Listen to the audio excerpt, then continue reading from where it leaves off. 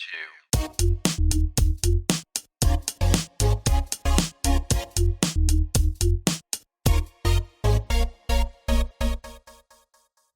Oh hey all, and welcome back, and I've got another robot build to review, and I got mine from the ShowZ store. I'll put a link in the description. So this is Robot Build 13 Proteus. It has some interesting language on it. Of course it has different characters on it, but it has bird binary, we have Proteus on the top, RB13. Now the reason I want to talk about the package, obviously there's not a whole lot to talk about because it's transparent, but they do nice package design. I like the contrast used with the characters, the colors, the pattern on the side. They do really cool things. But one thing that I was entirely impressed by, and it's something very minor, but from a package design standpoint, having this label here, the sticker saying start here, it's just sort of nice to have a designer think of these little details to give you a cue of where to go with the package, to sort of add to the interactivity of the package design. But like I said, it's a transparent package with very minimalist design on it. But overall, I like it. It's typical with what they've done. But what's important is what's in the package. So let's go ahead and get him out of the box, compare him to the other ones we have, and see if he's worthy of our collection. Now we have Proteus out of the package, and you can see some of what he comes with. Now, if you're not familiar with the Robot Build line, go ahead and check out my other reviews because I go a little bit more in depth about what the line's all about.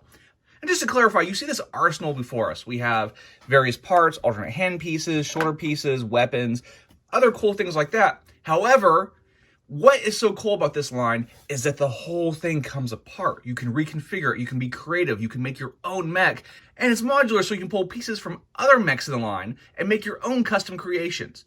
All in all, I think it's a brilliant line and has yet to disappoint. Now also in this package, we have a set of instructions for a new thing that they're doing, which is this, and through some camera magic, we have a tool set. So by cutting them out and assembling like a little model kit, you have this piece here, which is designed to pull out the pegs, which would be these sort of pieces. And then you have this here, which is like a plier for pulling out the ball joints and things like that. And then being they have also the peg ports on here, I'm sure you could use this as something to add to the configuration because it would fit in. It could just be some sort of other add-on that you could use your imagination to create.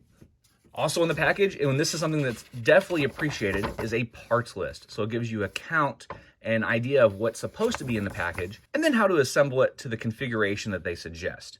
Lastly, like the other ones, they include this. I'm not really good with my characters anymore, so I could not tell you what that says, but it is included in all their packaging. With that said, let's go ahead and get these parts put together. And there we have the default configuration. And with that is added, we have a couple pieces of added on here. We've got this piece here, and then as well as the gun. And sort of the way the hands are, you have the guns without a hand piece attached to them so you can sort of mount them on the body somewhere. And then you have a hand version you can swap out, that way you can hold it. So you do have a multitude of hands. You have a multitude of weapons. So this piece here, I set up as a sort of submachine gun, but if you left this piece off, you have sort of like a bracer from Front Mission. One thing this design reminds me of, this one piece here, is the Super Robot Chogokin Armored Core mech. If you remember that one, it sort of had this interesting blade fin type weapon that it carried on its shoulder. As far as the overall aesthetic though, I think it really ties into what they've done in the past. They have some nice translucent plastic here. We have translucent orange. We have some translucent sort of purples and blacks. And then we have these grays and nice tampos on here. Overall, the quality is just brilliant. Now, one thing you'll notice is that the price is a little bit higher on this one than ones in the past. And the reason being, I believe, is one, it seems there's more parts, but also there's some new functionality. So if you look in here, we have all these different parts with points of movement. We've got little arms down here that extend. We've got the fins. There's all kinds of moving stuff on here and a lot more joints and things like that. So it kind of makes sense that the price point is going to go up. But then if we also bring in other figures from the line, you can see he's a little bit taller. And of course, there's not a lot of room here on the camera, but you can see Soldier Ant's pretty short but stocky. And this one's a little shorter here. And also check out these reviews because I think you guys will really like this line if you can get past the price point. And to talk about the price point, Why is this thing as expensive as it is? Well, first of all, I think the plastic quality is excellent. The molding's great. You have to think about when they make toys, they have to pay per mold, and this thing comes apart in a multitude of ways. We have all these joints, all these little pieces come apart and have this great peg system that's fairly robust, fairly well built, and that is not cheap to make. But with that, we get all this posability. Look at all these parts in here. We have this double joint in the knee. We have rotation. We have these great looking feet with the ball joint there. But also, if you look at where the peg goes in, they go into ball joints. They're not just affixed in there like a Mugenbein or something along those lines.